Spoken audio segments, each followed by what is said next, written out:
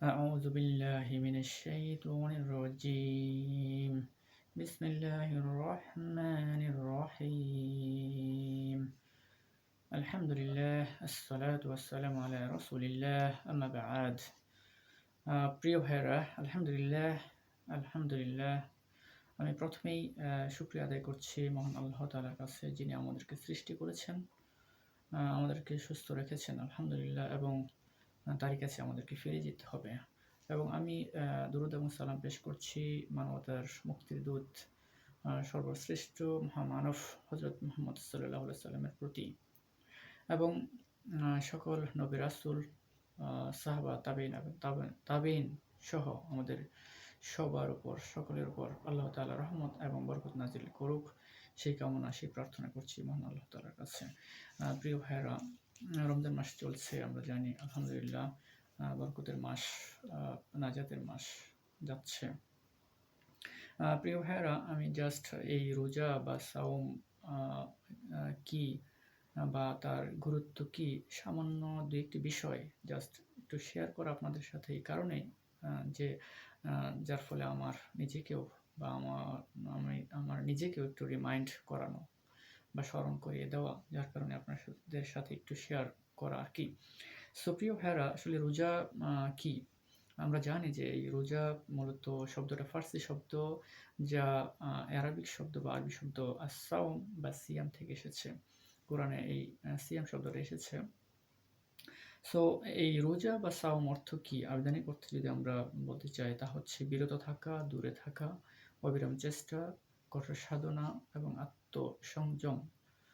এবং আমরা যদি সেন্টেন্স আকারে বলতে চাই যে রোজা কি, সেটা হচ্ছে রোজা মিন্স বা সাওম মানে হচ্ছে সেই সুবহে সাদিক থেকে বা ফজরের পূর্ব থেকে, ফজরের আগ থেকে সূর্যাস্ত বা সন্ধ্যা, মাগরিবের পূর্ব পর্যন্ত, মাগরিব পর্যন্ত যে সময়টুকু, সেই সময়টুকুতে সকল প্রকার পানাহার এবং সেক্সুয়াল ইন্টারকোর্স বা স্বামী স্ত্রী সহবাস সহ সকল প্রকার কাজ থেকে বিরত থাকার নামই হচ্ছে রোজা বা সাওম বা সিয়াম।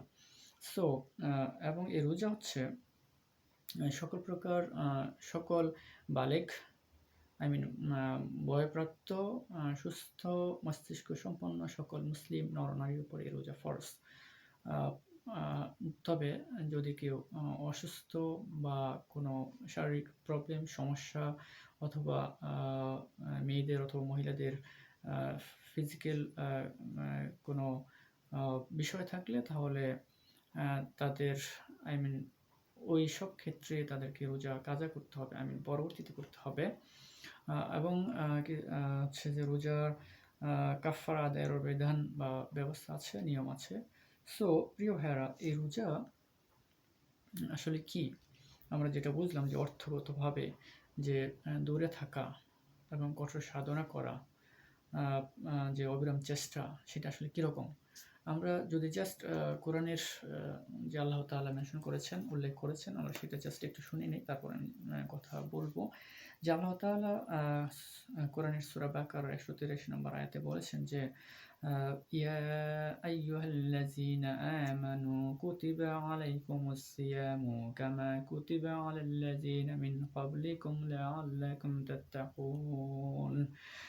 সো তার মানে হচ্ছে, আল্লাহ তাআলা বলেছেন যে হে ঈমানদারগণ, ইয়া আইয়ুহাল্লাযীনা আমানু, হে ঈমানদারগণ, মানে তোমরা হচ্ছে যারা ঈমান গ্রহণ করেছো, মুসলিম, হে মুসলমান,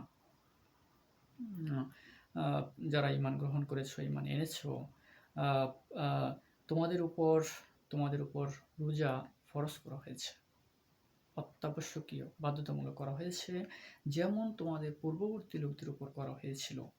ফলে আশা করা যায় যে তোমাদের মধ্যে তাকওয়ার গুণ এবং বৈশিষ্ট্য জাগ্রত হবে, অর্থাৎ তোমরা তাকওয়া অবলম্বন করতে পারবে।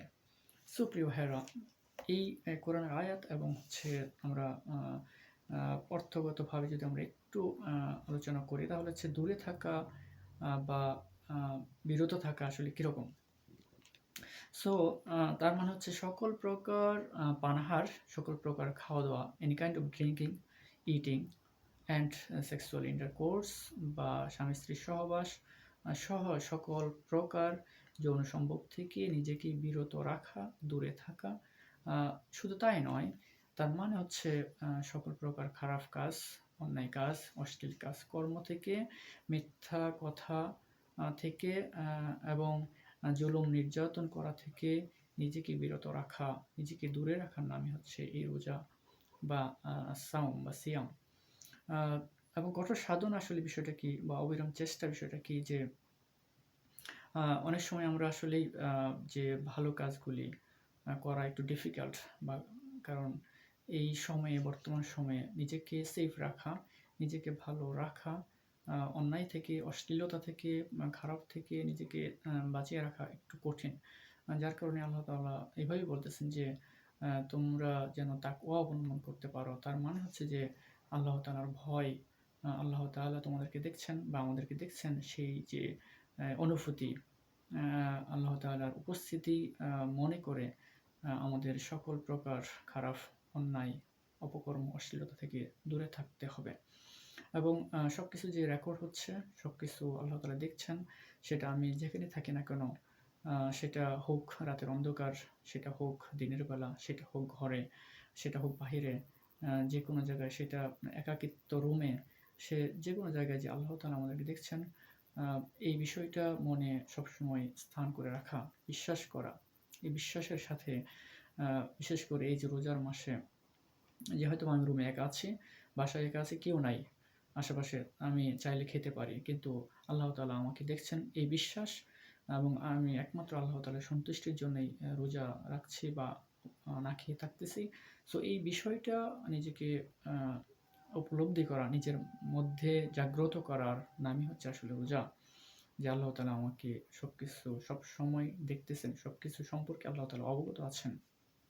সো আমি যেন সকল প্রকার অন্যায়, অপকর্ম, অশ্লীলতা, খারাপ, জুলুম নির্যাতন করা থেকে যেন নিজেকে বিরত রাখতে পারি, নিজেকে সেফ রাখতে পারি, সকল প্রকার আহ, আহ, আহ, কাজ থেকে, খারাপ কাজ থেকে নিজেকে দূরে রাখা, এই যে চেষ্টা, যে যে সাধনা, সেটার নামই হচ্ছে আসলে রোজা বা তাকওয়া অর্জন।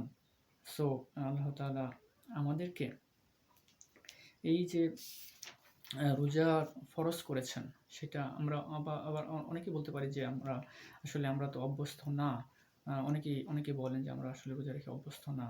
কিন্তু আহ, যদি কেউ সুস্থ থাকেন, তার যদি বয়স হয়, সে যদি বয়ঃপ্রাপ্ত হয়, তাহলে তার উপর অবশ্যই, সে যদি মুসলিম নিজেকে দাবি করে, তাহলে সে অবশ্যই তার উপর রোজা ফরজ, যদি কোনো শারীরিক বা কোনো প্রবলেম বা ওজন না থাকে। সো প্রিয় ভাইয়েরা, এবং আরেকটা বিষয় হচ্ছে তাকওয়া, এবং যে যে আল্লাহ তাআলার যে ভয়, এবং খারাপ থেকে, অন্যায় থেকে, অশ্লীলতা থেকে যে নিজেকে বিরত রাখার নামে যে রোজা, তার সেই সম্পর্কিত একটি হাদিস হচ্ছে, জাস্ট আমি একটু মেনশন করতে চাই। সেটা হচ্ছে আবু হুরায়রা রাদিয়াল্লাহু তাআলা আনহু থেকে বর্ণিত, রাসূলুল্লাহ মুহাম্মদ সাল্লাল্লাহু আলাইহি ওয়াসাল্লাম বলেছেন, যে ব্যক্তি মিথ্যা কথা এবং সেরকম আমল পরিত্যাগ করতে পারল না, তবে এমন ব্যক্তির পানাহার পরিত্যাগ করার কোনো প্রয়োজন নেই আল্লাহর কাছে। তার মানে হচ্ছে এই হাদিসটি মুসলিম, তিরমিজি এবং ইবনে মাজাতে বর্ণিত আছে। সো প্রিয় ভাইয়েরা, তার মানে আমরা বুঝতে পারলাম যে আসলে রোজা বা সাওম মানে হচ্ছে শুধুমাত্র না খেয়ে থাকা, শুধুমাত্র পানাহার থেকে বিরত থাকা, শুধুমাত্র যৌন সম্ভোগ থেকে বিরত থাকা, বিষয়টা সেটা নয়। সকল প্রকার খারাপ কথা, খারাপ কাজ, মিথ্যা কথা, অন্যায় করা, জুলুম করা, সুদ খাওয়া, ঘুষ খাওয়া, অন্যের উপর খারাপ কিছু বলা, দ্যাট মিনস সকল প্রকার অন্যায়, অপকর্ম, অশ্লীলতা, খারাপ থেকে নিজেকে বাঁচিয়ে রাখা, নিজেকে সেফ রাখা। সো সব কিছুই যখন আমরা এই বিষয়গুলি সব কিছু নিয়ে যখন আমরা পরিপূর্ণ করতে পারবো, তখনই আল্লাহ তাআলা আমাদের উপর আমাদের এই রোজাটাকে কবুল করে নেবেন। এবং যদি যদি যদি আল্লাহ তাআলা আমাদের একটা রোজা কবুল করে নেন, এই রোজাই আমাদের জান্নাতে যাওয়ার উসিলা হয়ে যাবে, এবং এবং আল্লাহ তাআলা আমাদেরকে জান্নাত দান করবেন ইনশাআল্লাহ। সো আমাদের সবাইকে আল্লাহ তাআলা এই বিষয়গুলি মেনে চলার এবং বুঝার তৌফিক দান করুক। আমিন, আল্লাহুম্মা আমিন। আসসালামু আলাইকুম ওয়া রাহমাতুল্লাহি ওয়া বারাকাতুহু।